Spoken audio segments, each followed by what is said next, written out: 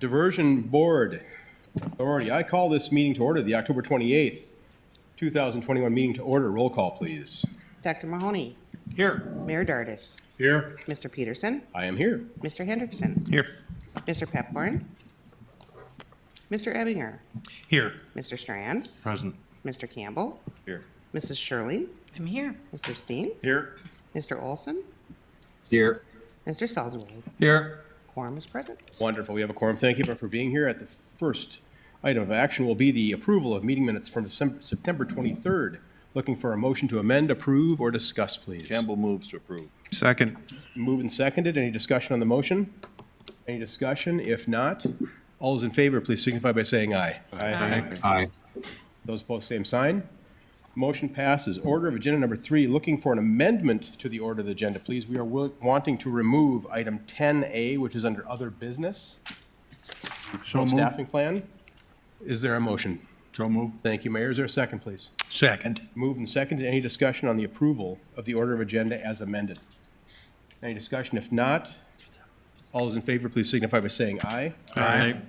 Those opposed, same sign. Motion passes. Consent agenda. Board members, you've had a chance to review your consent agenda. I presume if so, looking for a motion to approve, amend, or discuss, please. So move approval. Is there a second, please? Second. Moved and seconded. Any discussion on the motion? Any discussion on the motion? Any discussion? If not, roll call vote, please. Dr. Mahoney. Aye. Mayor Dardis. Aye. Mr. Peterson. Yes. Mr. Hendrickson. Aye. Mr. Ebbinger. Aye. Mr. Strand. Yes. Mr. Campbell. Yes. Mrs. Shirley. Yes. Mr. Steen. Yes. Mr. Olson. Yes. Mr. Salzwald. Aye. That is everyone. Thank you. The consent agenda is approved as presented. Item 4, which is on our regular agenda, the executive report. Mr. Paulson, please. Thank you, Mr. Chair. So we've had a number of significant activities happen this last month. The most significant was financial close, which occurred on October 13th. So that really kind of finalizes the deal with the Red River Valley Alliance. And it also gave them the ability to start moving forward with some limited activities such as survey, obviously their mobilization, setting up their offices here in town. So we've been doing a lot of coordination with them. Jennifer's been working with their communications team. Chris and John and Martin and Paul have all been working with their engineering teams, working through a number of quality management plan discussions and the like. So that will continue throughout this next month as we continue to prepare for construction next year. Also, a number of key scheduling and permitting things with the Red River Valley Alliance have taken place. We did meet with the Office of the State Engineer, Water Resource Department in North Dakota, talk about the process of submittals of plans, make sure everyone's on the same page, so we streamline that with the most efficiency. Also, we did make a trip. Certain board members did come to Washington, D.C. at the end of September. It was a very successful trip. We had great meetings with federal delegations from both Minnesota and North Dakota, as well as the Corps of Engineers headquarters and the Assistant Secretary of the Army. So overall, I think we got alignment on the $180 million ask from the federal government for the Corps' work plan next year. That will allow them to continue and award the Red River Control Structure, as well as Southern Embankment Reach 2A, and mitigation programs for Drayton Dam and Drain 27. So we continue to await different options for the appropriation of those funds. I had talked to the board recently. There is an opportunity through the infrastructure bill that's being discussed right now in Congress. Mr. Chiller did express that he thought that bill could potentially pass within the next 2 weeks. So keep your eye on that. That would probably be our primary source of funding for the $180 million. If for whatever reason that doesn't come through, we still have another bite at the apple with the regular appropriation from Congress for the core work plan. So still get a number of irons in the fire on that end. We are working on, and we have been successful in setting up a meeting with OMB as well to talk about the program, where we're at, what we're going to be using the funding for. And really our idea is to make sure that Corps headquarters, ASA, and OMB all are in line and understand what the money will be used for. And then also some other planning efforts. We've been working on getting an onboarding plan together for Jody Smith as she starts in the new land director position next Monday. And so we obviously have a lot of work to get her in front of people, one-on-one meetings, a lot of relationship building. Eric's done a really good job of putting together an onboarding plan with me to make sure we get her up to speed as quick as possible. I would like her to meet all the board members at some point, and so we'll try to reach out and get something on your schedules so we can have some one-on-ones with Jody. And then we did conduct a director of finance interviews the week of October 18th. John and I are still kind of assessing the situation there, so we have not made an offer or a selection, but we'll continue to make some headway on that as well. And then a few ongoing coordination things. I kind of talk about this every month, but there's just a lot of work going on with utilities and township MOUs. Chris has really been devoting a lot of attention there when he's not working on the P3 items. Also, the settlement agreement commitments. We made some progress on a cemetery mitigation plan and policy, administrative policy, and we're moving forward with a few of those cemeteries. All of those in the effort to ensure that we're meeting our compliance with the settlement agreement overall. And then, of course, Chris is continuing to do great work on obtaining key permits and tracking down the remainder of the MOUs for the impacted townships on the program. So at this point, I guess I'll open up for questions. I would invite any board members to express their thoughts on the DC trip, and I thought it went well. So, Committee members, any questions for our director? Any questions? So maybe some quick commentary from me regarding our adventure to DC. I think it was incredibly different than in the past, and I mean that in the most positive way I can possibly mean. We basically approached everyone saying greetings, hello, thank you for participating in our program in the past. And there was some presumption that we were coming asking for more money, and maybe you can touch on the first meeting with Senator Smith, but this was as easy as it gets. It's essentially, please keep your promise, and if you've got any questions for us or we can help you do your job better, let us know. And man, that was fun. Mr. Paulson. Yeah, it was kind of funny. Senator Smith at one point asked, how much extra we needed for the program, insinuating that we were significantly over budget and we were asking for more money.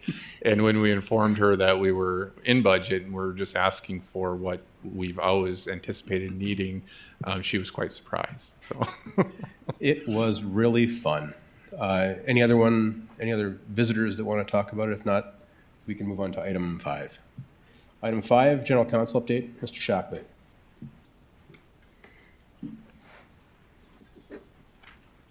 Sorry, I didn't get a chance to end this.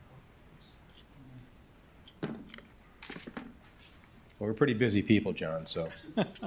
Thank you, Mr. Chair and members of the Diversion Board.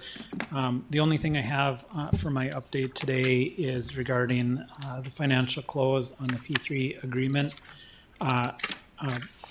Following Mayor Mahoney's direction, I don't have any fancy flow charts or anything like that to go over, so I tried to reduce everything to one page just to kind of go over where we landed with the financial close. So we reached financial close with the RRVA team on October 13th. So congratulations to the authority and everybody involved in it.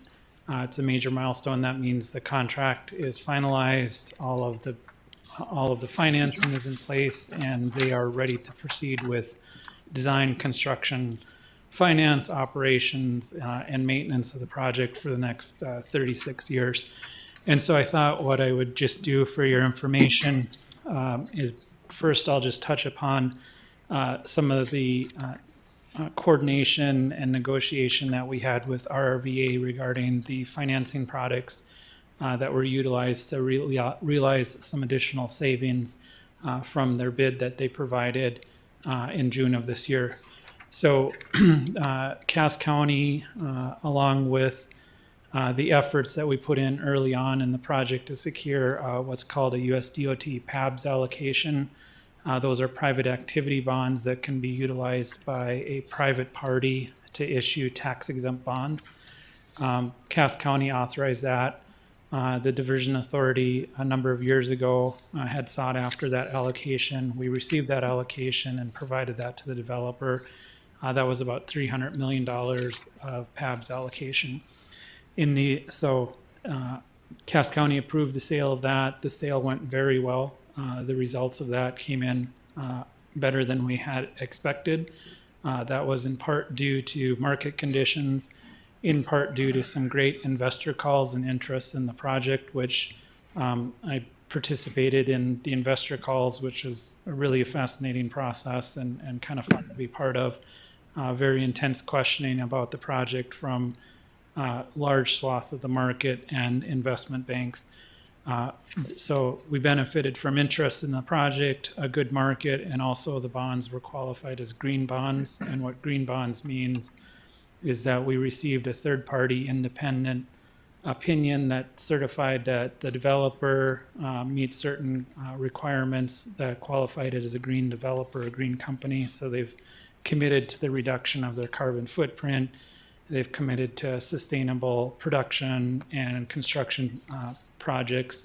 They looked at the overall project being a flood protection project, being a resilience project, and determined that we met the green bond qualification.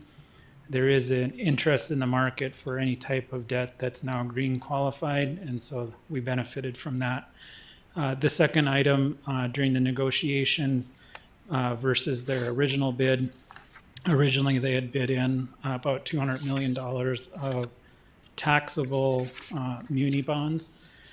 We, through negotiations, allowed them to swap that out with a note with an insurance company called MetLife Insurance for $200 million. The advantage to that of doing a private placement note was that we had certainty around the interest rate, and the interest rate came in lower than what we expected.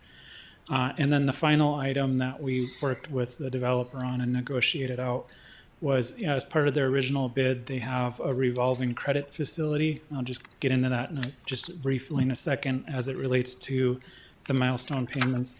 The revolving credit facility allows them to draw money to pay for construction during the construction cycle. So as they get infrastructure in the ground, they'll apply for a milestone payment and repay that. So it's just constantly this revolving line of credit.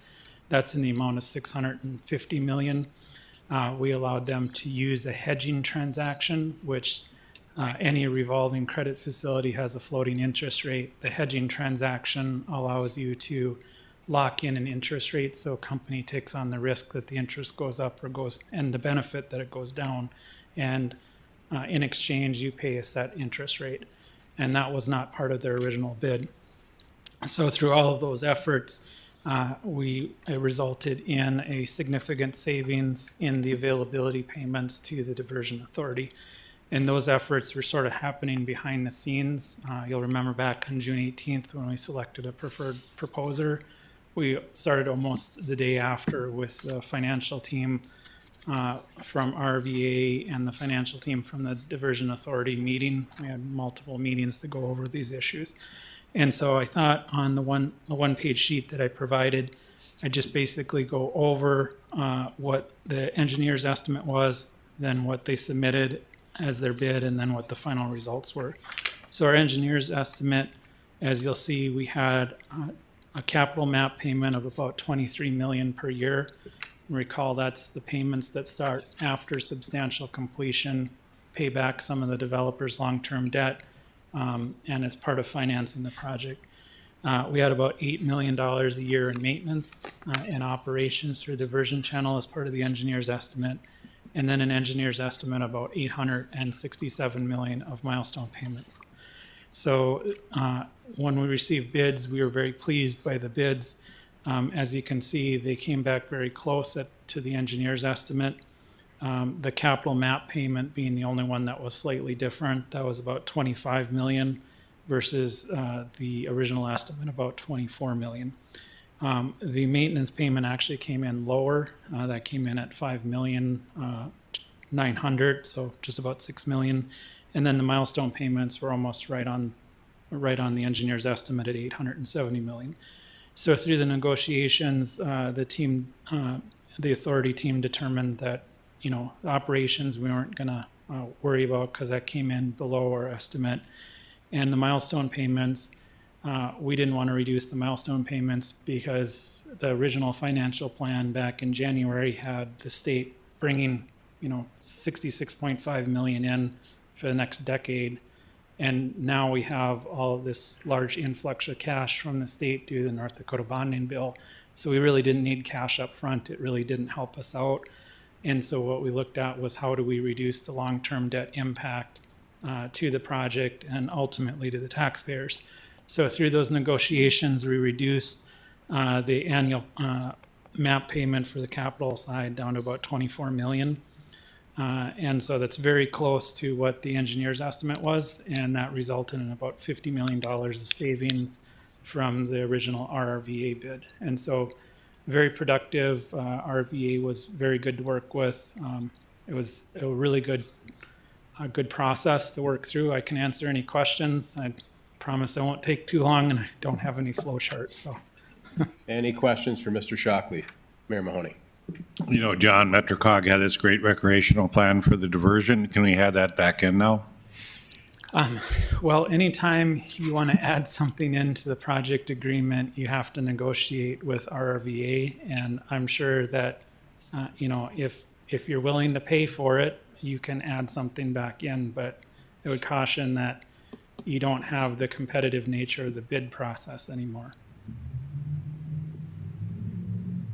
Any other questions for Mr. Shockley? Mayor. Mr. Chairman, Mr. Shockley, you also shared some very interesting information with us yesterday with regard to the original forecast of 2080 regarding the sales tax. Could you share that with the board? Certainly. So originally in our finance plan, and this dates back to 2016, when we had proposed a sales tax that went to 2083. We were using, at that time, we had no idea if we were going to get a WIFIA loan. We had no idea what the interest rates were. So we used conservative assumptions that the authority would go out and issue traditional revenue bonds. And so the actual debt repayment was going out to just about 2080 under the original financial plan. Through the efforts of getting the WIFIA loan, which reduced our interest rate from a projected about 4%, 4.5%, it went down to 2% with all sorts of really nice features, and we don't have as much temporary financing in place as we did before. The overall savings that we're deriving from the P3 portion of the project and some of the other financial tools that we've implemented, we've really reduced our debt window down to about 2056 is when we're looking at a final payoff. That can float a little bit for a year or two, but you think about the significant savings long-term to the taxpayers, and that's really where, when we talked about the WIFIA loan of the savings of $480 million, that's really where that savings come from, because you're paying off your debt so much faster. And so I think the positive message is that I think one of the goals of the authority has always been to get the lowest cost of capital. I think we check that box. We got the lowest cost of capital, and it resulted in savings for the taxpayer, and gives us a lot more room to absorb any unexpected changes as we go forward with construction. Thank you, sir. Any further questions? Mr. Shockley, continue, or are you done? I'm done. Thank you. Rock and roll. Thank you, sir. Item 6 on our agenda, Terry from the U.S. Army Corps is not here. Chris Bakkegaard is going to give us an update.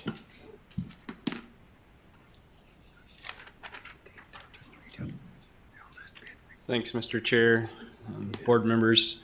I'm going to start and kind of take these a little out of order. If you can scroll down, I think I'll cover the design side first and to avoid some duplication. We got a construction video coming up in a minute, and I'll maybe talk through some of the construction progress during that to avoid duplication. So if you look kind of from item 5 through 9, we're continuing to develop the next phases of the project with the Corps of Engineers. They're in the process of making a selection for the Red River structure. Those proposals went out on the street here in middle of October, and they're planning to accept those towards the end of November, with again the goal of awarding that project in the first quarter of 2022. Again, that's dependent a little bit on the funding side of things, which we've talked about already. But other than that, I think we're finalizing our permits and our land acquisition, and we're in really good shape to kick off that last major structure for the Corps. Again, on the southern embankment side, we're continuing to design reaches 1 and 2 and finish those off. The Corps will be beginning to design reach 4 probably sometime at the beginning of next year. So we're making great progress continuing those designs as well. For items 8 and 9, Drain 27, that project, the plans are complete. We're just working on final land acquisition and final permitting for that. And then also with the Corps funding, they're still positioning that in where they want to do the bidding process for that as well, with those 3 items still being worked on. And then the Drain 27 mitigation project, or the Drayton Dam Mitigation project. Again, we've got final plans in hand. We're working on final permits. There's one landowner that we're still negotiating with, but otherwise that's all moving forward quite well as well. So with that, if there's any questions on the design side of the house, I'll answer those and then maybe reserve the construction ones until after we show the video here in a minute. So, Any questions? Please proceed, sir. thank you. So I think now, Mr. Chair, we can get the land update and we'll play that video at the end of that. So, sorry. Okay, we will proceed on to Land Management. Commissioner Sherling. Thank you. We had a hearing last week with Cass County Commission for quick take eminent domain with several property owners. And after that process, there were additional funds that were deposited, and a new appraisal will now be ordered, and negotiations will continue with those landowners. So hopefully we can get that wrapped up, but unfortunately, that is the process that we have had to use with a few of them. We continue to work on acquiring property for the Drain 27 wetland restoration project, the Red River Control Structure, the Southern Embankment Reach 2A, the upstream structures and structure sites, the Drayton Dam replacement project, and then the environmental monitoring easements. We've acquired property interests on nearly 700 parcels, and we've completed acquisitions for the Diversion Channel SE1, I-29 roadways, the Wild Rice River control structures, and the Diversion Inlet structure. Appraisals are being completed for the upstream structures now for the farmsteads and the rural residential homes. And then another really important Phase 2 of the flowage easement valuation study is scheduled to be complete hopefully this year. I believe it will be, and there's been obviously a lot of interest from landowners in how that will end up. We will be having some public information meetings and of course individual meetings with landowners as well once that gets completed. But we've been working diligently now for quite a few years on getting this flowage easement valuations put in place. Farmland Management, the leases are being prepared for 2022, and that will transition now to the Red River Valley Alliance rather than handling it ourselves. And Eric, jump up there if I'm missing anything on this or you want to add anything. There's also been a lot of interest in the relocation benefits. I think this is one of the more difficult areas that we're working with. There will be an informational meeting for displaced property owners being planned for late November. And we're planning on having a focus group of farmers for the crop insurance that will eventually needed to be put in place, but hopefully never needed to be used. And then cemetery mitigation continues being developed with cemetery boards, and that's going along well. Eric, what would you like to add? I think you did a great job, Mary. I don't know that I have any other details to add, but happy to help with any questions if there are. This is a really busy group of staff that's working really diligently on an extremely difficult task. And, you know, I just want to thank the staff and especially thank the landowners that are working with us on resolving this. Not an easy one, and we're very mindful of that. Thank you. Commissioner Sherling, any questions for our land team? If not, are we ready to jump back to number 7, our public outreach, or should we jump on to finance? Well, if Or do you want to I continue? may, Please continue. Generally, and I don't see it here, but usually we have Roger would like, if he'd like to add anything to the lands, and then have Kevin talk about the Minnesota side.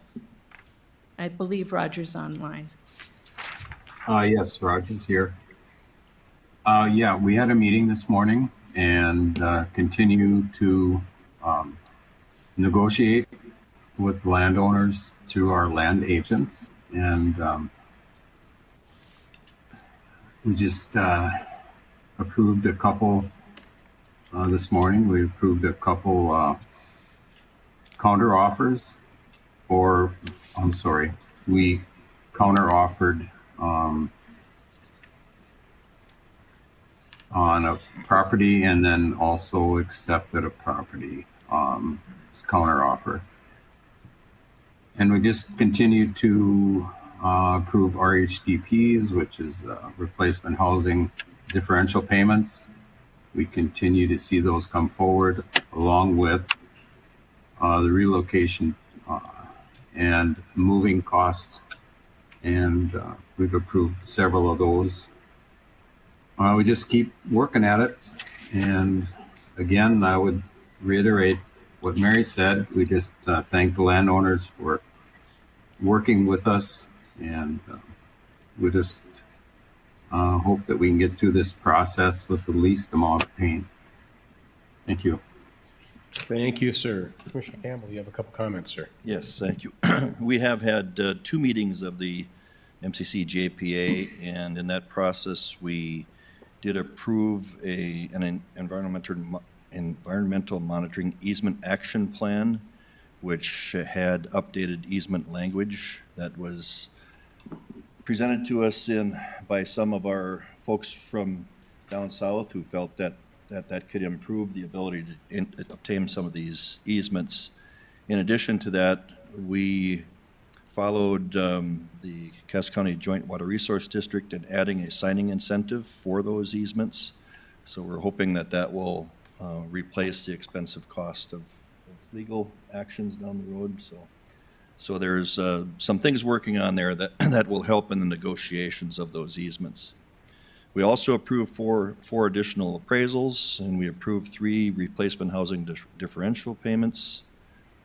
We also, in our meeting today, we approved a land agent task order amendment, which would allow us to have 72 additional property owners be assigned land agents for the process of moving forward with the Minnesota properties. So there's a lot of good things going on our side. And in regards to the Red River control structure, there were 4 properties reported, and I reported earlier that we had acquired 2 of those. Since then, we have acquired a 3rd. And the action to complete the 4th one, I believe, was through a county judge this week, if I'm not mistaken. And we anticipate having those land rights needed for that property by next week. So from the Minnesota side, all of the lands will be acquired that are needed for the Corps to proceed with the Red River control structure. And I believe that's all I have. Wonderful. Commissioner Sherling, anything else No, from your team? That's it, thank you. Board members, any questions for land management? If not, I do, Mr. Chair. sorry, Commissioner Strand. Just out of the blue, but who holds mineral rights of these properties when ownership changes?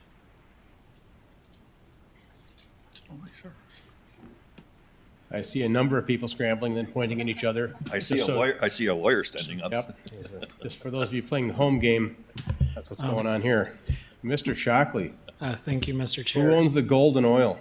Well, it depends upon the, I'm going to give a very lawyerly answer. I was here. going to say, that sounds just like a lawyer. It depends upon the interest that you're acquiring. If it's a voluntary fee, simple purchase, generally that includes the mineral rights. And negotiations, some property owners can reserve the mineral rights, so it really depends. I don't know what the standard procedure has been. I don't believe we had many people that have reserved their mineral rights. I'm not sure there are any significant mineral rights that exist. I mean, there are, legally there are, but I'm not sure that there are any real property or mineral rights that have any value. With a flowage easement, you normally wouldn't acquire mineral rights. There's a question about when you condemn somebody's property, if you take the mineral rights, it can't interfere with the underlying right that you're taking. So like for the channel, if you condemned a property, they probably couldn't show up with an oil rig and start drilling there. So it's a sort of a complex question, but we really haven't run into it much. Yeah, I think that's probably the point that I would say is we really haven't had property owners expressing interest in retaining mineral rights. Of the 700 or so parcels that we've acquired, about 600 of those are owned in fee title, where we would have ownership of everything. And I don't recall any situation where somebody's retained a mineral right. Thank you. Board members, any further questions? If not, Mr. Buckyard, are we safe to jump back to 7? Yes. All right, let's do that. Public Outreach Committee. We have obviously Roger and Jennifer to present, but Mr. Buckyard, do you want to lead off? Chairman Peterson, this is Roger. Roger, you have the com. Yeah, thank you. Most of this is going to go to Jennifer, but we did have our meeting yesterday, and she explained, and actually first we got to meet some new people that are part of this project. We got to meet the team from RRVA. There was four people there, and we got to meet that team. And Jennifer has been interacting with those people for a while now, coming up with the key points for the draft communication and crisis plan, and intertwining that with this group. And also we got to, I was able to see Lily Kendall. She's a hire under Jennifer, and she's been working on our website design and redevelopment of that. I'd like to now pass it on to Jennifer. Sure. Thank you, Mr. Olson. So I'll share just a little bit about where he left off with the website redevelopment. I know we've been talking about this is something that we want to do for a little while now. We updated the homepage just so we have a little bit a better landing page at the moment. But we've been looking at how we can redevelop that whole site. So we have a current base of information. We have better organization for search capabilities and just setting it up for success for the project going forward until the finalization of the project. So Lily shared some details about that yesterday, and what we've been working to do so far is just create a baseline of information that we have a sort of a path of how we're going to lay out the website, some ideas for content on the website, And then our goal is to take this information to Public Outreach Committee. We can share it with the board as well. So we have some substance to work off of so we can get some feedback and really start to shape what we want to see before we start building. So that was the goal of sharing that yesterday, and there's more to come on some meetings that we'll have one-on-ones with any of you who wish to provide some feedback and help us shape that as we go forward. Then I'd also like to introduce Amy Weiser Wilson. She joined us yesterday for public outreach as well. She is the replacement for PR for Good, Joanne Henry. Amy is local on the ground here, and I'll let her share a little bit about her background. Hello, Mr. Chairman, board members. I am with Neon Loom Communications, and I'm excited to be on this project. My background is both in a lot of work with heavy equipment manufacturers and construction and mining as well. And I also served 20 years in the Army National Guard. So I was the PIO during flooding in 2009 through 2011. And so I'm really pleased to be on this side of the flood projects and mitigation. So I'm happy to be here and be part of the team. Well, welcome. I'm glad you're here. And then the team that we introduced yesterday from RRVA, they are just part of a team that is working with that group. They're the local team on the ground here who's working through Flint Communications to help them partner with me on the P3 side of things. They also have a whole other team for our RVA that's working in other areas as well, but mainly we're syncing on that crisis and comms communications plan that we're ready to share with you most likely this week or beginning of next week for your review. And then I'll turn it over to Chris. We have some drone footage that we've been taking, just to update on the construction.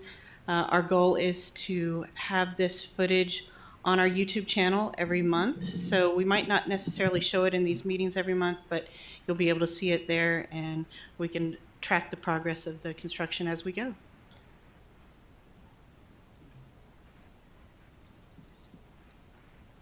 Thanks, Jennifer. Thanks, Mr. Chair. I'll just, as you talk through the video here, so we're getting most of our major core construction sites, just to kind of piggyback off of what Terry shared with us. This is the Wild Rice site. We're nearing 50% complete.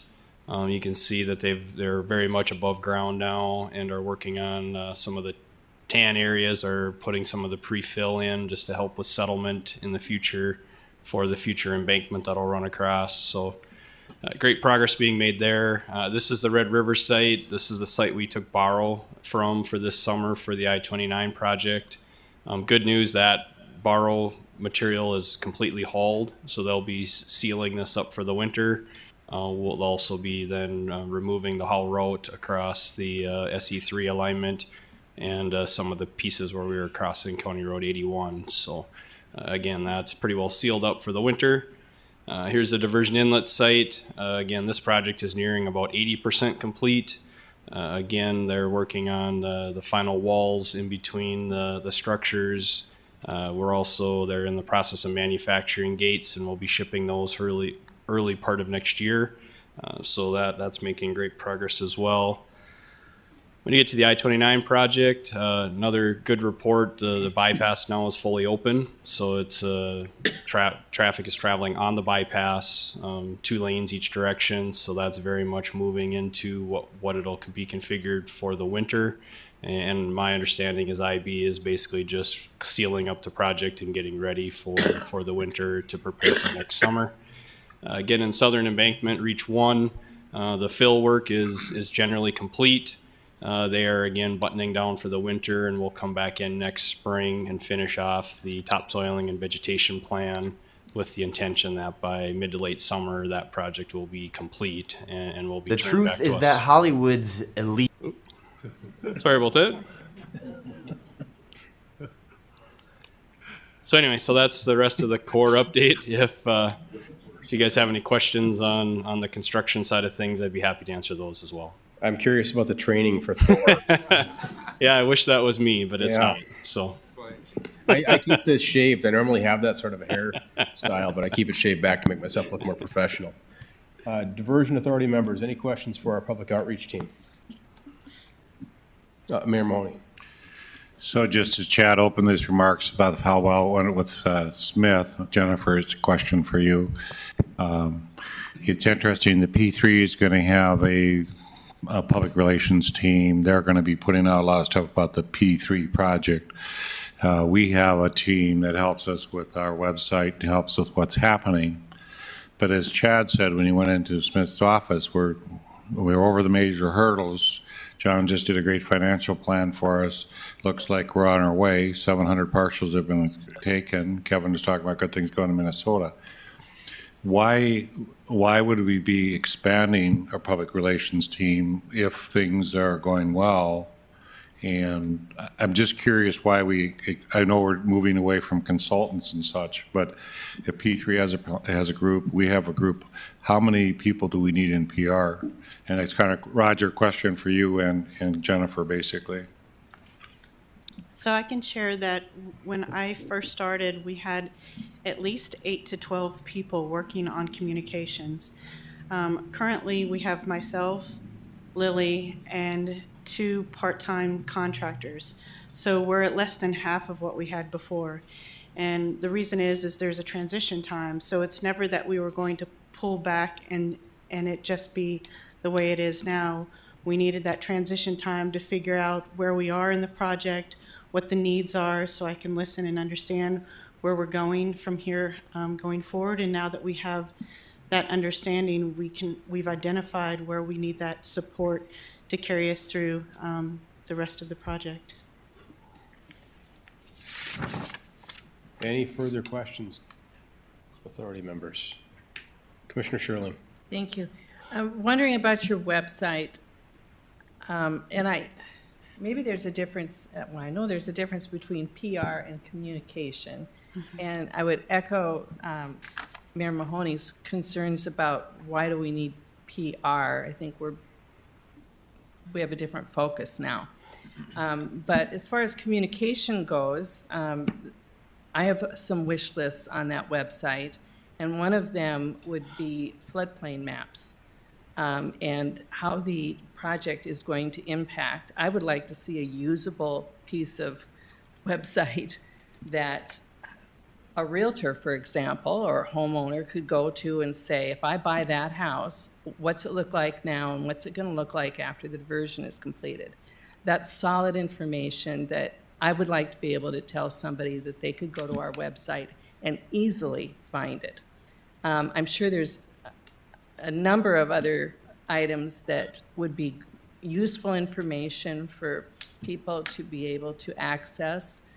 I mean, I think having a drone footage is certainly great to be able to document, the build of this. But, there's just, for 10 years now, we've been focused on convincing people we need the project. And now I'd like to focus on showing people some useful information.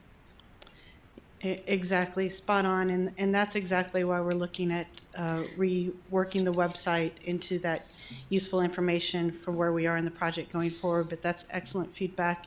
I think we might have touched on that yesterday, but we do plan to develop some detailed maps, and I think it would be great to develop them so you can see that difference in the floodplain for homeowners or the community here for businesses in the area. But we'll take that feedback and plan to work with you on more on that as we develop. We do have some various groups that we've been looking at doing that more intricate development with us. So we've been interviewing different teams to see what their capabilities are. We want to make sure we provide some services like that that have that enhanced capabilities on the website that we haven't seen before, but not make it too flashy or too too messy to be able to traverse through the site. So we're trying to find that balance right now, and as we get closer to working that out, we'll circle back and see where we can share that information to get your feedback before we actually develop. Well, and I think you could, if I may, Please. Contact the highway department for the county and, probably the city. We've got lots of resources right here So I don't think you have to reinvent anything. It's just hard for the public. It's hard for me. I usually just call Mr. Benson. That works pretty well, but there's got to be an easier way for everybody to get to that information. So Absolutely. like I said, I don't think it's difficult. There's a lot of information out there. A lot of different water groups have all that information, but I'd love to see it in one spot. Absolutely. Thank you. Any further questions? Chairman Peterson, this is Roger again. Yes, sir, Mr. Olson. And I would like to comment on Commissioner Sherling's comments, and these are the type of things that I asked our committee to give feedback. Right now is the time that we're developing this website. Now is the time to talk and offer up things that you like to see on the website. And this is perfect, Commissioner Sherling. It's exactly what we would like to see. And I think Jennifer and Lily will be contacting, so I know she's contacting the outreach group, DA members. So be prepared to add your 2 cents so that we get this developed and get this website used to the best that we can. Thank you. Thank you, sir. Something that I'll add to that is we already have also looked at how busy your schedules might be. So when we send some information to you, we'll give you the option of where you can either schedule a meeting and we can talk through it one-on-one, or Lily's creating a survey where you can submit some information and answer some various questions and submit your feedback that way, if that works as well. So just know you'll have those options. Wonderful. Anything else, team? If not, we'll progress on to item 9, Finance. Mayor Dardis. Thank you, Mr. Chairman. Finance Committee met yesterday. I have a couple of milestone type of numbers that I'd like to share with you. Mr. Kent Costin, City of Fargo, had to forward $16 million to the Bank of North Dakota. That's part of the compliance of our financial agreements. So there's been a major fund transfer there.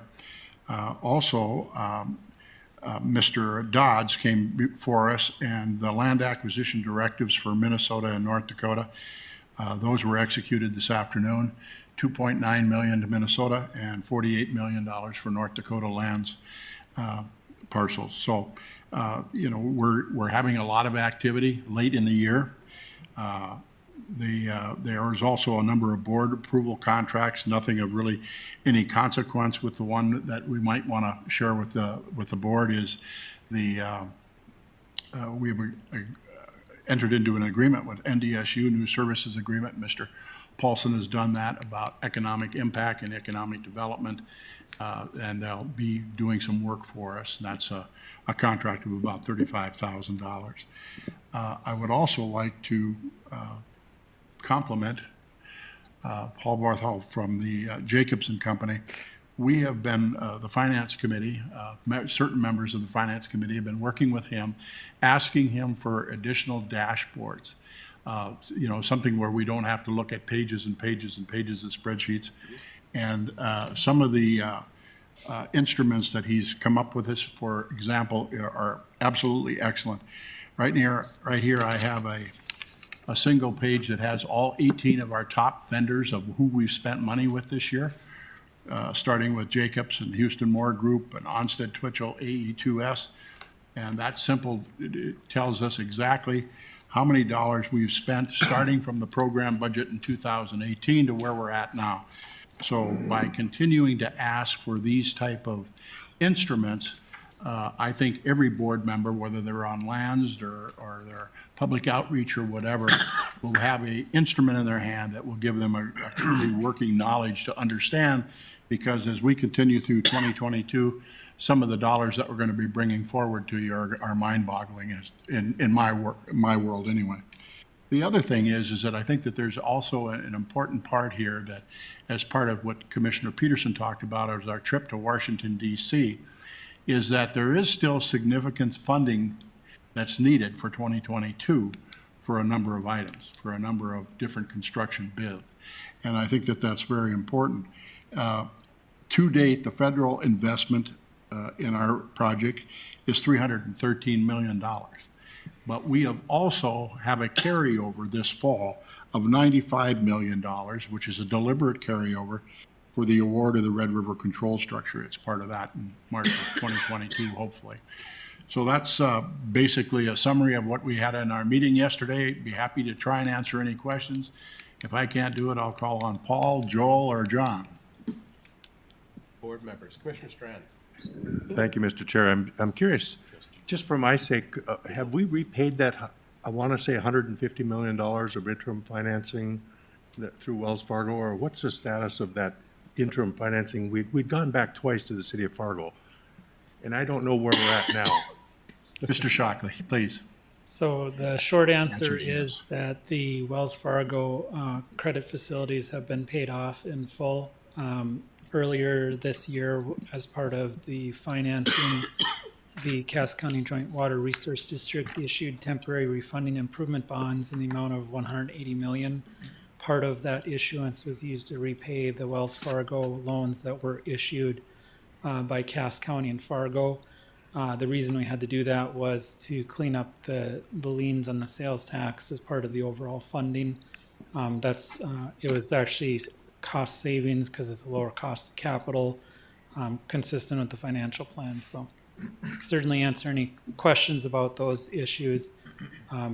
We have the ability with those bonds, they can be prepaid from, I think it's at the end of November. If we have additional funds coming in from the state, we wanted to have maximum flexibility on our financial plan. If we had extra money coming in from the state, we can call them early. If not, they can sit out there. They have low interest rates. So, Thank you. I have one last comment, and Mayor Mahoney raised a great question with regard to the green space or the MetroCog plan and the like, and we'd all like to see 33 miles of continuous park along our diversion.